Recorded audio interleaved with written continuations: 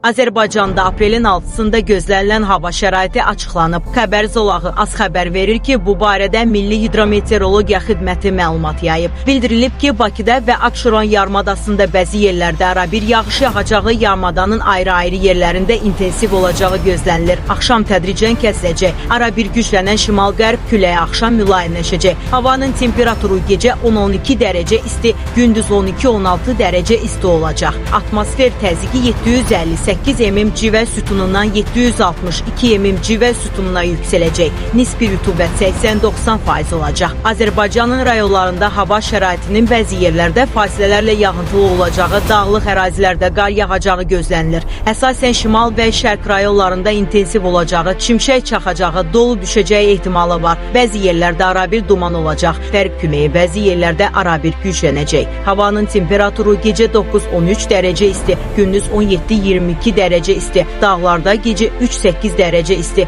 gündüz 13-18 dərəcə isti olacaq.